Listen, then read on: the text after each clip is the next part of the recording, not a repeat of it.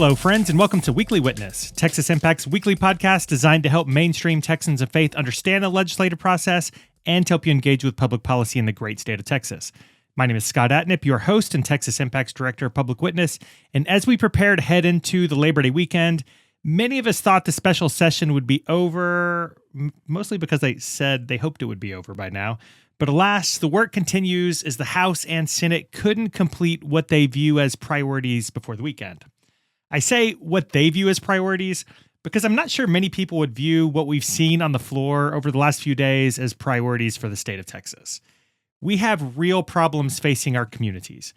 Upcoming cuts to healthcare, natural disasters, gun violence, real problems for real people. But over the last 10 days, we've seen the legislature focus on partisan gerrymandering with racially discriminatory outcomes, bathroom bills governing who gets to go to which bathroom in public spaces, and the pill bill regulating medication abortions. And that's just the stuff that we've been working on. Don't get me started on ivermectin and some of these other bills they've been taking on. So needless to say, I'm ready for them to go home, and I am ready for a long weekend. And joining us today is someone else who I know is ready for a long weekend, Texas Impact's Executive Director, B. Moorhead. B, this long weekend is coming at just the right time, maybe? Oh, man, it could not come any sooner. But I think the only concern is how much can you really enjoy the long weekend, knowing that you got to go back and do it the next on week. Tuesday. Yeah. You will get to do something fun, though, right? You're going to find a way to touch some grass or do something that is not related to the Texas legislature? Heck yes. And I mean, longtime listeners of the pod know that I'm a big craft person. My plan is to sew and knit and, do little projects that make me feel like I'm using different parts of my brain and getting to use my hands to make something pretty.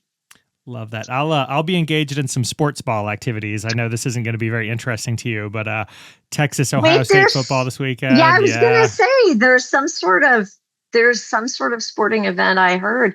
As a Northeastern Ohio person, I cannot get behind Ohio State under any circumstances.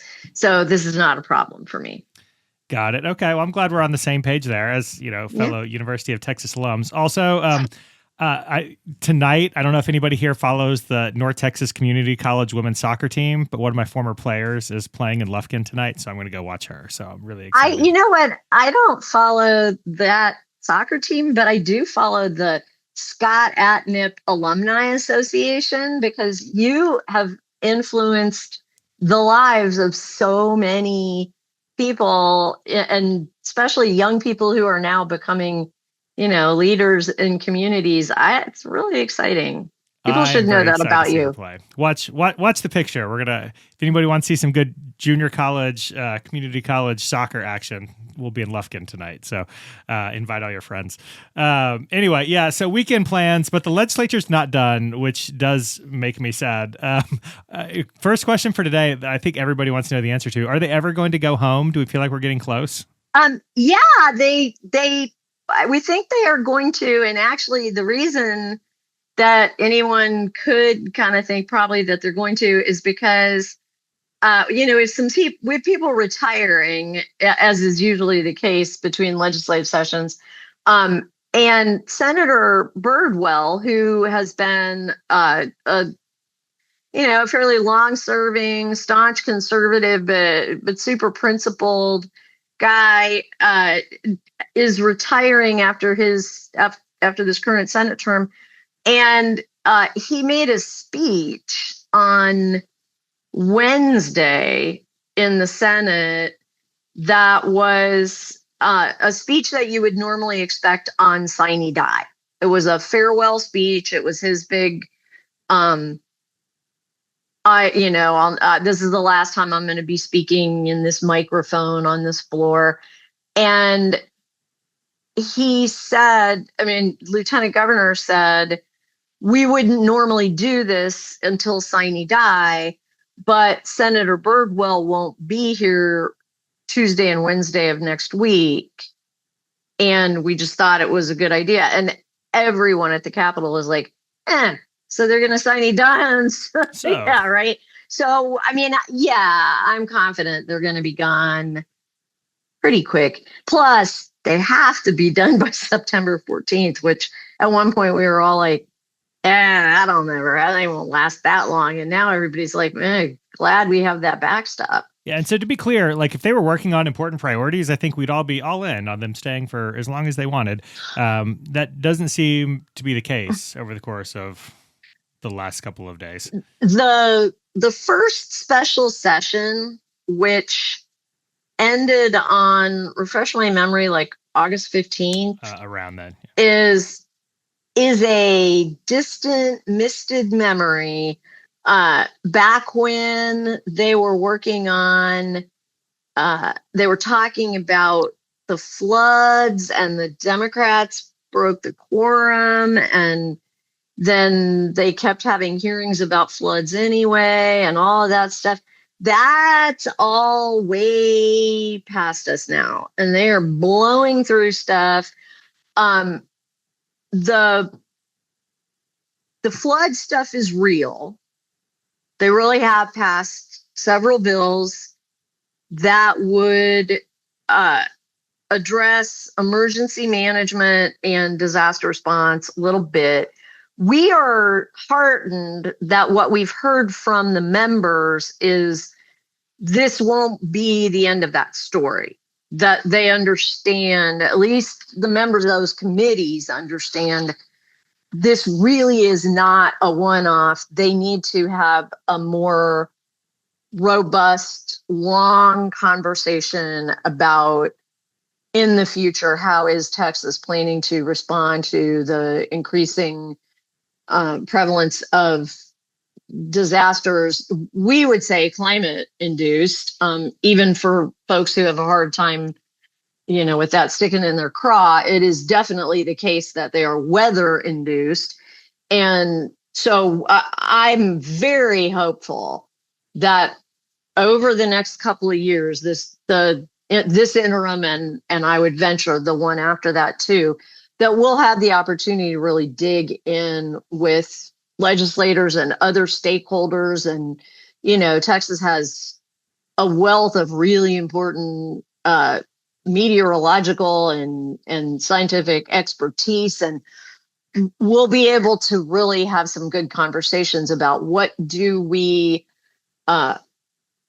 the best things we know to do, and what do we owe each other, and how do we love each other when really hard, bad, scary things happen that no individual in the moment could have prevented. So that's maybe the high note for the whole thing.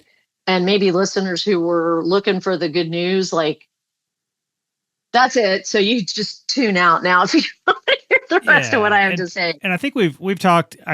We talk so often on Zoom. I don't remember if it was Marching Orders Monday or on one of these podcasts where we have talked about the idea that they're having some of those conversations in the context of a special session, but they would have been having those conversations during the interim anyway. It just happens that there's a special session right now that draws some focus on it. Yeah, that's exactly right. And were it not for the special sessions, ironically, we might be a little bit further along in some ways on having those conversations. But I'm not, I guess I just want to make sure people understand, just because we're having the conversations during these special sessions, because it happens to be that the July 4th disaster happened in the Hill Country, that doesn't mean it's not going to keeping a topic. So don't think we're not going to keep talking about this. Yeah. And so this week, in addition to flood stuff, there's a lot going on in the Texas legislature. Last week, we talked about the redistricting bills on this podcast. We had 3 legislators join us, so I hope you'll go back and listen to that for more content on the redistricting bills.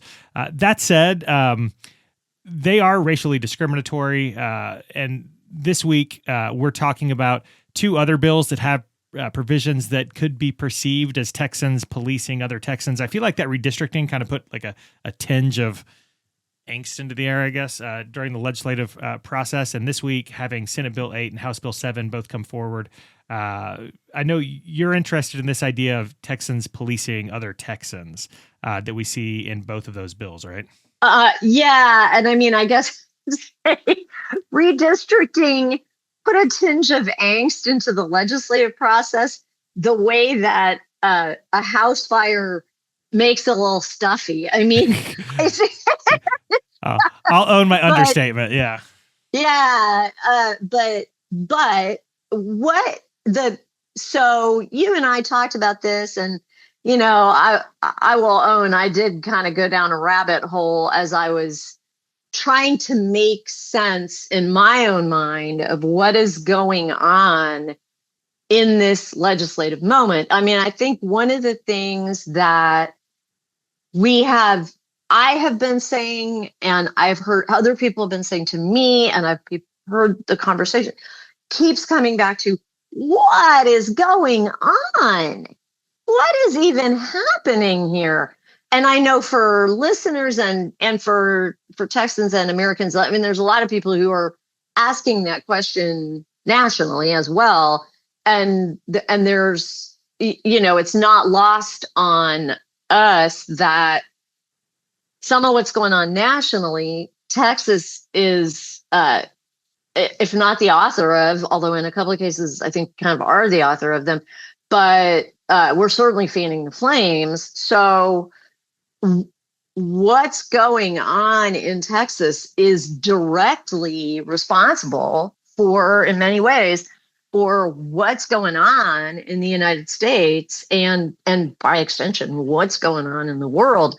So, and that's not to say everything, what starts here changes the world, but it's not the only things that change the world, right? So we don't have to take full credit. But redistricting, yes, is racially discriminatory. The maps, these doesn't have to be, but these maps that the legislature has approved are going to have the effect of being racially discriminatory. And you don't have to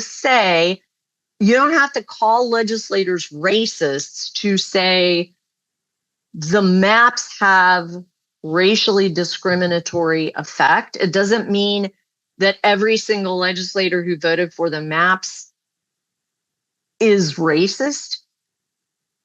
But if you know that the harm is going to happen and you vote for it anyway, you have some explaining to do about why you think that's okay.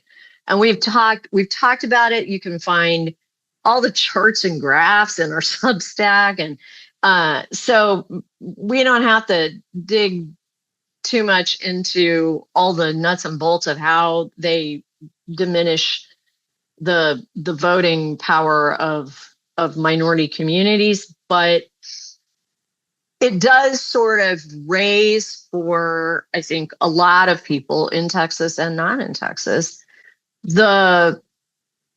what I guess I'd call the ghosts of our racially discriminatory past. And it makes us think about why at this late date, right?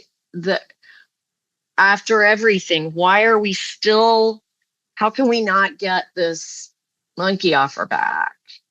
Why do we keep having the conversation have to come back to some parts of our community operating on the idea that some other parts of our community aren't as worthy or as qualified or should not have the same protections or shouldn't have the same opportunities, shouldn't have the same autonomy, shouldn't have the same self-determination. Why do we have to keep coming back to the spot? And I think the reason that, I mean, I know that there are a lot of people, maybe people who are listening to this podcast, they get really irritated about why you got to keep coming back to this historic racist trope where, surely you can see we passed all these laws, all that stuff. There's a thing in counseling called going back to the spot, right? That when you have by counseling, I mean like, interpersonal counseling or therapy, but you're trying to find what was the source of the conflict and go back to it and try to re-understand it, reinterpret it, and move forward. That if you keep that, if you can't really exorcise that ghost, then you won't be able to move forward. And I think what this special session is doing, as much as anything, is it is calling forth some ghosts, and it doesn't feel good. It doesn't feel good. And we got to figure out how to, maybe we need to call Ghostbusters. Maybe we need to call Ghostbusters. I do think, you mentioned legislators have some explaining to do. And I think some of these conversations about, is this really how we want to be treating people? Is this really how we want to be representing our communities? Like, some hard conversations are coming over the course of the next few weeks. And one of the areas where when we watched, we have a staff text thread that was kind of going crazy during this Senate Bill 8 debate yesterday. I think that's maybe even an understatement again. But this is the bill that another bathroom bill. We've been worrying about bathrooms for a decade here in the Texas legislature, and this one relates to restrooms in public spaces. Talk to us about that debate, what you noticed, and like this bill is not quite finally passed as of recording. I think there was an amendment tacked on yesterday, but where are we, and what are the feels on Senate Bill 8? So, yeah, Senate Bill 8, the ghost of bathroom bills passed. What we can't understand, I think, is why the fixation on this one particular purported harm.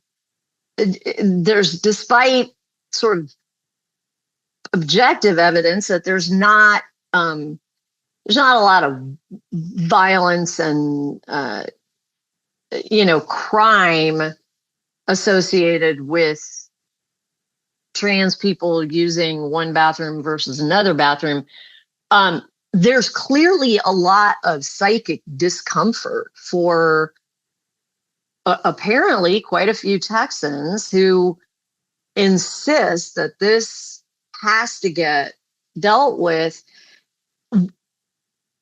I think there are several things that are kind of bound up in it, and I wouldn't, hold myself out as an expert on, anything related to the trans community or the LGBT community or the law enforcement community or any of those. I am just sort of an observer like you, Scott, in kind of watching in horror this whole train wreck unfold. But one of the things, as a person who's lived in Austin for a long time, that I am an expert on is the perception that that legislators come from all over the state and they have all different kinds of perspectives, and they don't like it when local communities exercise what I guess in my professional background we'd call artistic discretion. When they exercise their own preferences, they do things the way that works for that community, which may not be the way it works for your community or his community or her community, but this is the way we like it, right?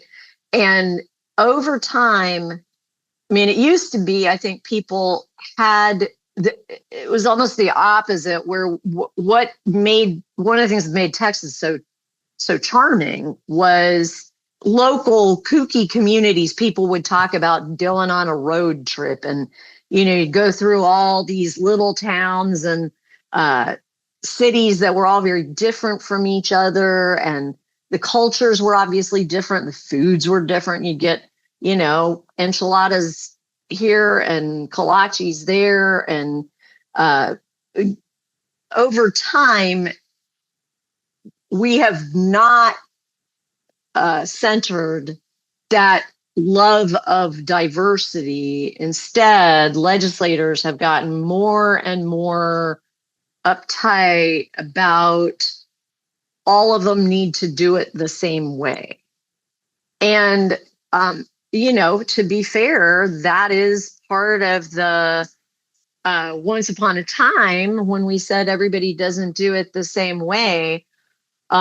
We meant in some communities, people of color don't feel safe. In some communities, women don't feel as safe.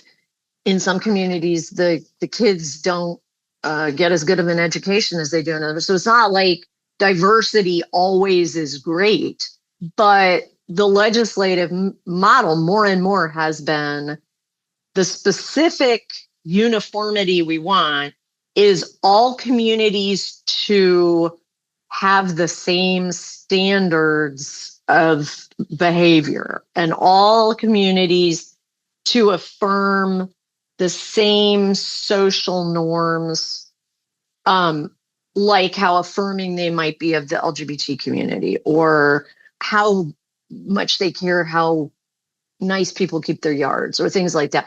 And so there's a lot of legislative tension around the idea of local control, right? That your local elected officials in the local community ought to be able to decide how we do most of our day-to-day stuff in this local community. The bathroom bill says, but not on this. And not just, but not on this, but on this one thing, which may or may not even be an issue for you. We're going to make it an issue for you by saying, whereas you may never have had this come up and you may never have thought about it before, and there's not really a problem in your community, now there's a big problem that you might be subject to huge fines if you don't maintain and enforce a policy that we don't even really describe in the bill.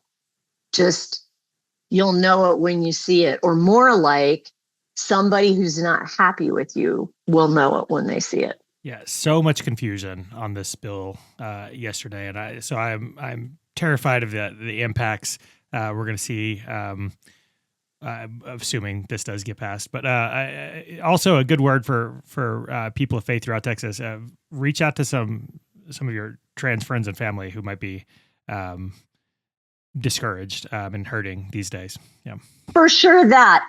Also, a good word for people of faith: reach out to your faith leaders and tell them thanks. Thanks for, in most cases, standing up for decency, for the trans community as a community that has been made vulnerable entirely by other people. It's not inherently vulnerable the way that you'd say, for example, very small children are vulnerable inherently. The trans community's been targeted and made to be vulnerable when it had to be that way. But we heard not one, but two bishops that are longtime leaders within Texas Impact quoted on the floor of the legislature.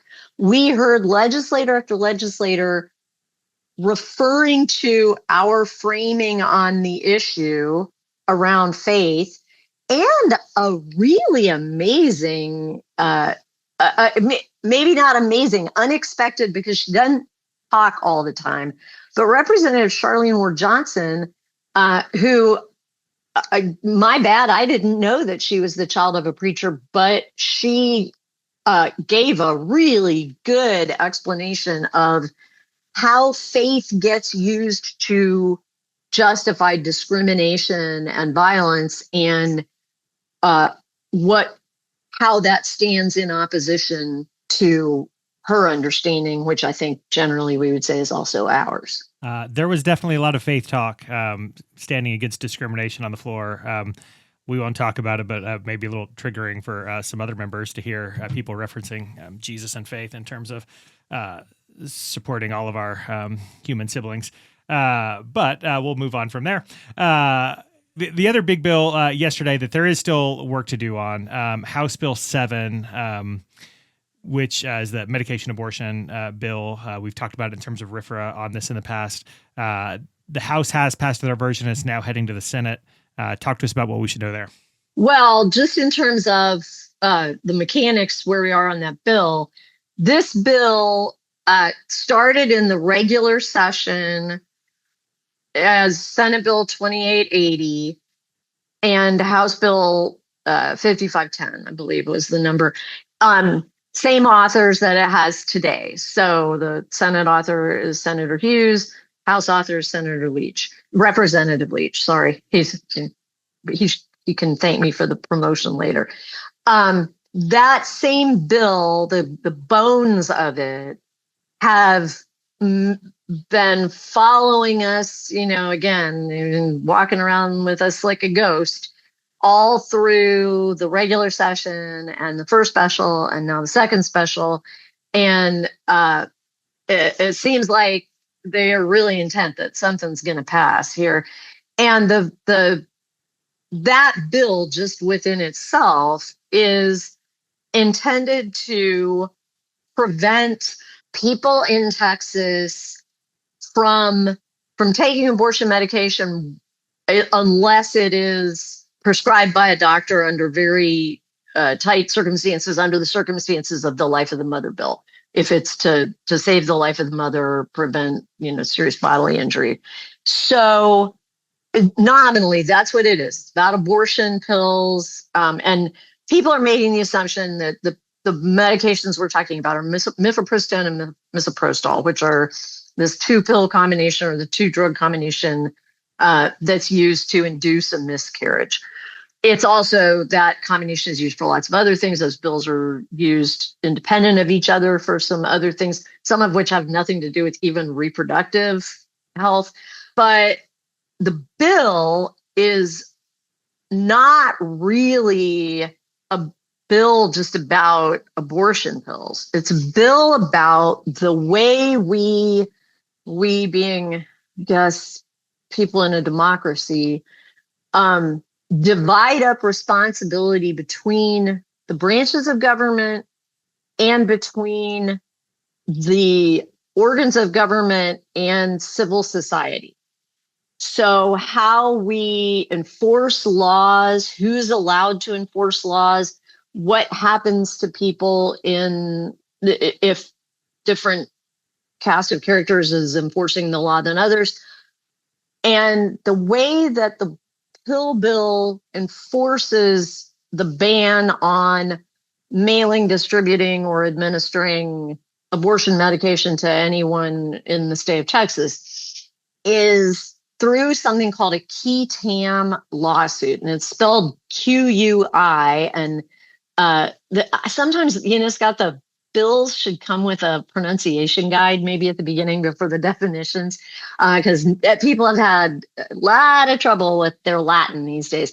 But qui tam lawsuits, qui tam is a little shortened expression that comes from a longer Latin expression. I did not take Latin, I took German. So I can't do the whole one. But what it means is somebody who is bringing a lawsuit on behalf of themselves as well as the king. So I'm doing this for the government and also for myself because I'm a private person. I'm not an actor in the government. So over their, centuries and centuries of history, qui tam lawsuits have been popular, unpopular, popular, unpopular. But in the United States, there's kind of two tracks for qui tam lawsuits. One of them is the thing that most people think of as a whistleblower lawsuit. And what that means is sometimes there is risk to a person who has knowledge of something that is like often defrauding the government of money. And that person could on their own would not be able to advance a case against the fraudulent party. So they go to the government, they work with the government, and they bring a case, and the government in return or in compensation or consideration gives them some share of how much award comes from the lawsuit. So that would be like maybe 10% of it, 20% of it. And one of the places that has been, I think everyone would say effective to one degree or another, is the Medicaid program at the federal level and the state level has used qui tam lawsuits as a way to suss out fraud against the Medicaid program and recover Medicaid funds, which is important to taxpayers because we don't want fraud in the system when we don't hardly have enough money to pay for the healthcare for people. And I know a little bit about that, actually, weirdly, because when I worked for the comptroller for the Texas Performance Review in the 1990s, that is, the Texas Performance Review was the place that idea of qui tam lawsuits for Medicaid fraud prevention or fraud control first came up. And I think everybody was impressed and proud. I mean, it wasn't my idea, but I worked in the team that had it, and it was a good thing. It was a good thing, people thought, for members of the public who had knowledge of something that was causing harm to government and to taxpayers to be able to work with government to right that wrong, and that they get a little something for it. That's one kind of qui tam. The other kind is the kind that started to be prevalent in the United States immediately following the Civil War. And it wasn't referred to as qui tam. It was, the term that was used was citizens acting under the color of law. And what it meant was that in the South, particularly, I guess, the Ku Klux Klan would observe African Americans exercising their new rights, and under the color of law in their local context, enforce the law on their own. And that is the kind of qui tam that we would refer to as vigilante law enforcement, right? The vigilante, somebody who's, vigilant, looking out in the community. That vigilante law enforcement, bounty hunter, where there's some idea that if you do the vigilante thing, there might be something in it for you too.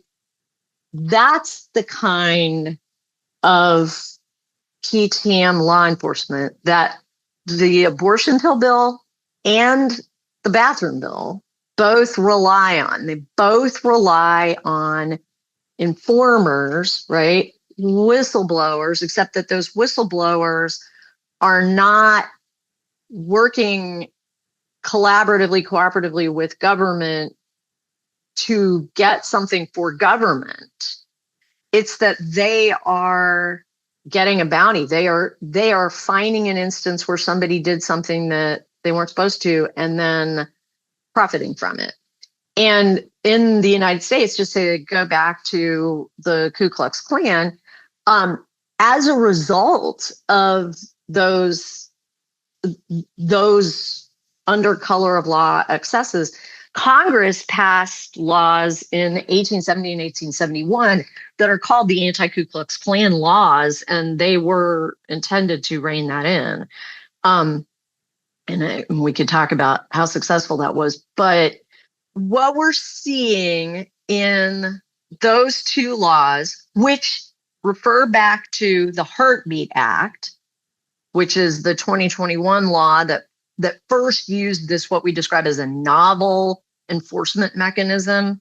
They are not only not sort of collaborative with government and intended to get something back for government that government wanted, or that was taken from the government. They specifically preclude that. They prohibit collaboration with an entity in government. All of those now are Texas sort of on the vanguard of a national wave of those kinds of laws, vigilante laws, private right of action. So an individual person saying, your citizen's arrest, you're doing something that's against the law. I know it's against the law, and I know I could get money if I turn you in, if I make you, my mechanism for turning you in is I'm going to say, j'accuse, I sue that person. And if I win, lucky me, I get money, even though I may myself not have been harmed at all by whatever happened. And maybe in the case of the bathroom bill, maybe nobody was actually particularly harmed. Somebody's sensibilities might or might not have been harmed. But those laws, those are the ones that are the incipient authoritarian model. They are the thing that ends up with witch trials. Yeah, so this is one, and again, we're recording on Friday morning, August 29th. This is one that has passed the House and is headed to the Senate. And one of the things that we have talked about with our listeners and with the Texas Impact membership was the original bill, which had the carve-outs for Texas RFRA. Remind me, that's not in the House version, but we're worried about it in the Senate. Where are we with that? So for sure, there are things. The House bill is responsive to some of the concerns of some of the witnesses and the stakeholders in this process.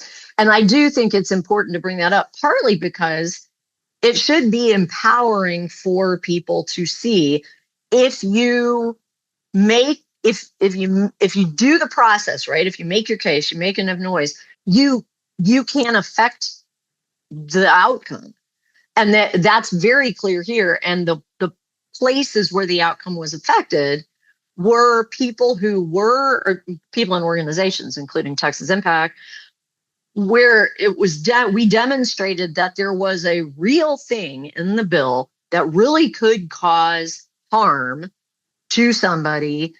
And the author was able to see that was true, and they made the changes. So those changes are first that, yes, you're right.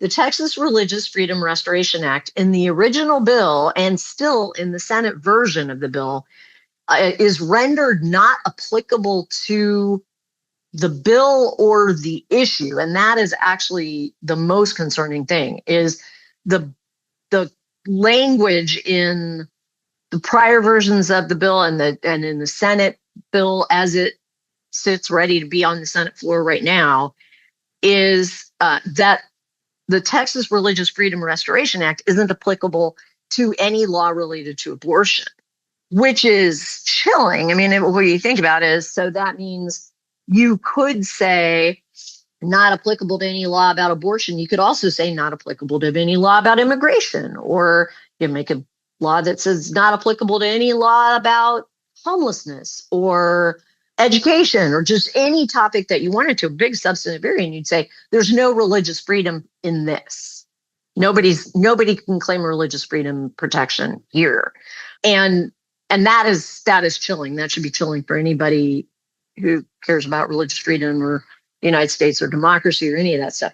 So we made a big push on that one piece of the bill. And that's actually one thing people need to understand, I think, is on an issue like this, or on a bill like this, where there are so many problems and there's so many issues, often advocates kind of take a lane and they said, I can't equally advocate for changes in every one of these lanes. I'm going to do this when you do that, when you do that.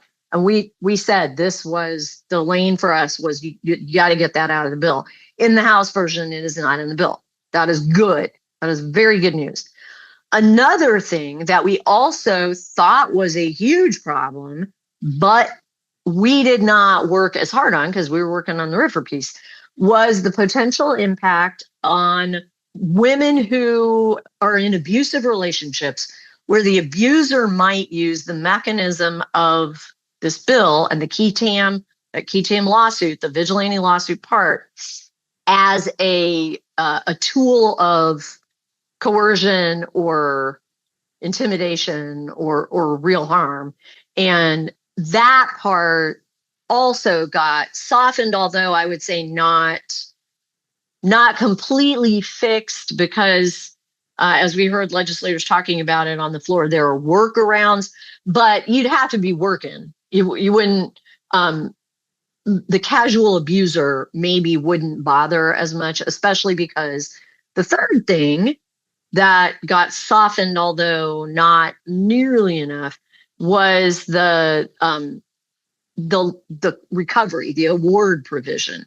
And in this bill, the amount of the award that the person bringing the lawsuit was called the relator, the person who's related to the case.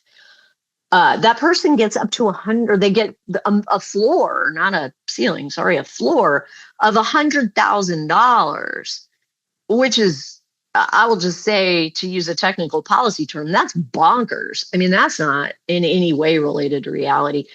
But the contention has been that is an incentive to someone to bring a frivolous lawsuit. It probably is an incentive to somebody to bring a frivolous or meritless lawsuit.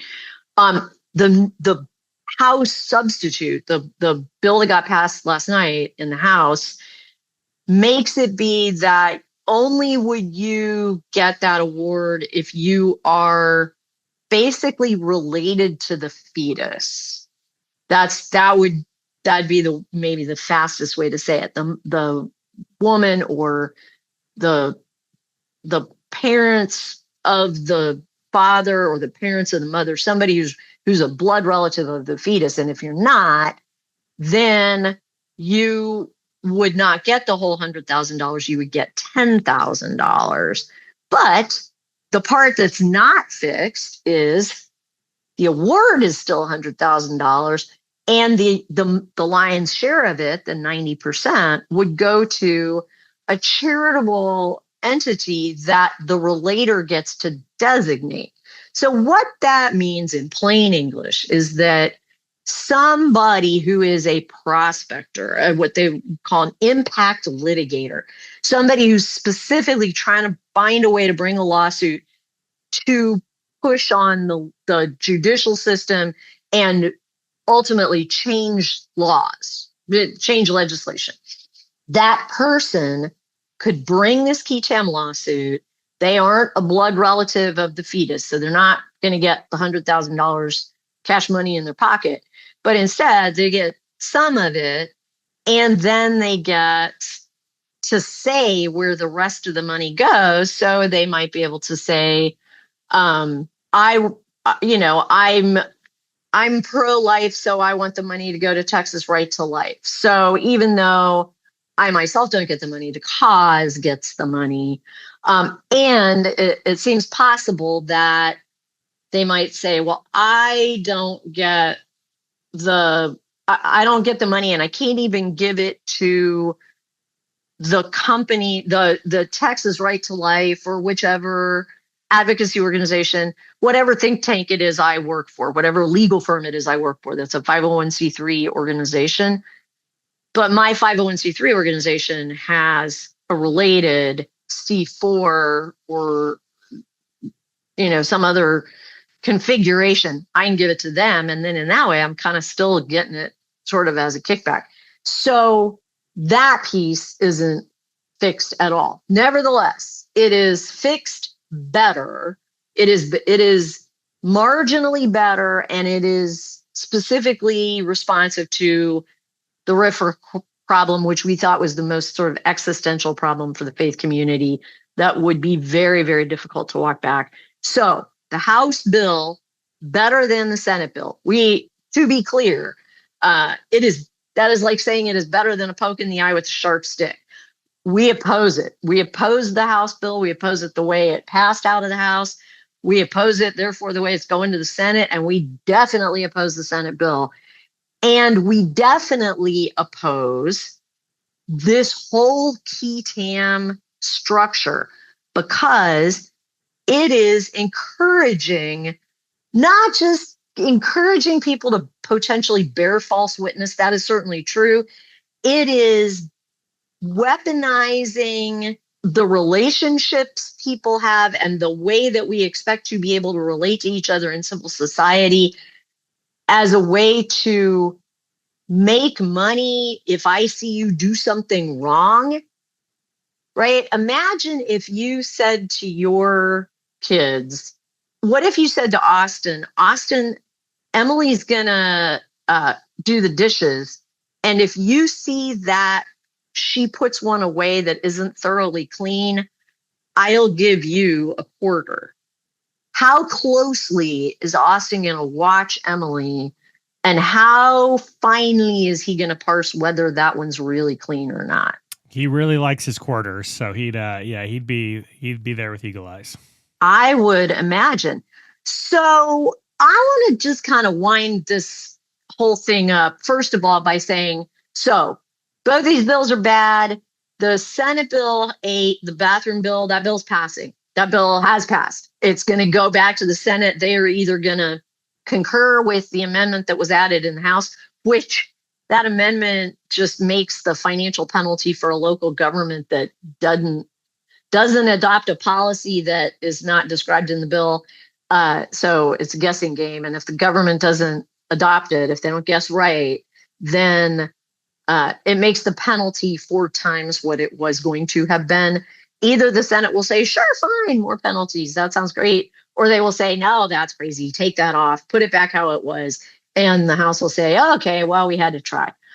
But one way or another, that bill is going to pass. The House bill, the abortion pill bill, seems most likely that some version of it is going to pass. At this point, we would say, make sure it's the House version, not the Senate version. And don't mistake our preference for the House version as an endorsement of it. We just dislike it less.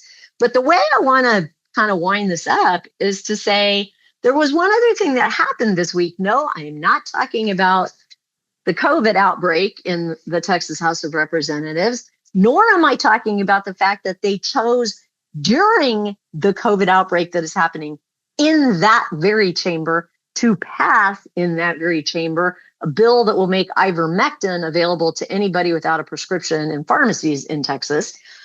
That's not what I'm talking about. I'm talking about something that's very special to you and me, Scott, the birthday of Lyndon Baines Johnson. Lyndon Baines Johnson. Yes, our favorite president of all the Texas presidents, and the author of our graduate education and all those things. But Lyndon Johnson, this week, we talked about a lot because he signed the Civil Rights Act of 1965. And people might wonder, why do we have to keep calling it the Civil Rights Act of 1965? Why can't we just call it the Civil Rights Act? Reason for that, of course, is it is as opposed to, or the continuation of, the Civil Rights Act of 1866, which was the first one. So the Civil Rights Act of 1866, which did not fix all the things, and notably didn't give Blacks the right to vote. And so we had the Civil Rights Act of 1965 that perfected that. But Lyndon Johnson, well known for lots of really funny quotes. Every time you look up quotes of Lyndon Johnson, it's just an invitation to. Yeah, they can get you in trouble. It will, but there's one that seemed particularly relevant to me today that is on a more serious note. And that is this. Lyndon Johnson said, "You do not examine legislation in the light of the benefits it will convey if properly administered, but in the light of the wrongs it would do and the harms it would cause if improperly administered." And I think where we are in Texas is we have seen this legislature, especially in this second special session, passing bills at a breakneck pace with lots of times very little consideration. It's not clear that witness testimony is having any impact on anything at this stage of the game. But the legislature, they are considering, will the bill have the impact that I want it to in the best case scenario? And we heard many conversations last night about on Senate Bill 8 and House Bill 7 about, but this is the way it's supposed to work. You're not understanding how my bill is going to work. This bill isn't going to do that thing. This bill is going to have all these great benefits when it's properly administered. What the opponents of those bills were saying was, you have no idea the damage that is going to happen if it is improperly administered. And I think we are going to be reaping the harvest of that for a long time to come. You mentioned earlier that it's now time to have some conversations with our legislators, and you also said there's some explaining to do. And so I assume those are our next steps to start to have some of those conversations with our communities, with our congregations, and with our legislators. So, B, appreciate the conversation today. Thanks for having me, Scott. It's always fun. Always fun. And I hope we all have a fun Labor Day weekend. Friends, as we close out today, it has been a wild year at the Capitol. And again, we hope it's coming to a close very soon. And again, what we have seen over the course of this year deserves a response. It deserves conversations with legislators. It deserves asking them for explanations about the votes that they've taken and the decisions that they've made, the priorities that they've prioritized. It also requires conversations with our congregations, our friend groups, in our communities about whether this is the Texas that we want to live in. It requires an emphasis on voting in the weeks and months to come.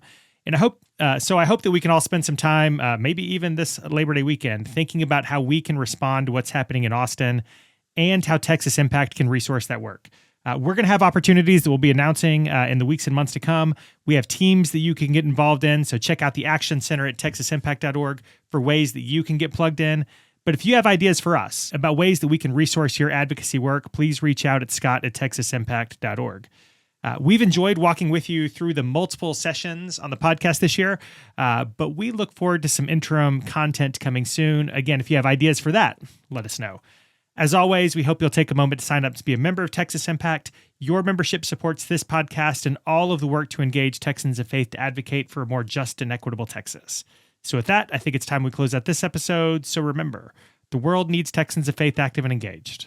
So let's get to work.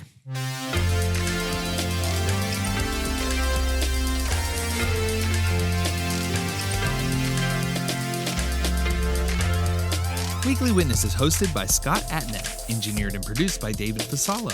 Our executive producer is B. Moorhead. The opinions expressed on Weekly Witness are those of Texas Impact and our guests, and do not necessarily reflect the views of our sponsors. Weekly Witness is a product of Texas Impact, people of faith working for justice. Visit us online at texasimpact.org.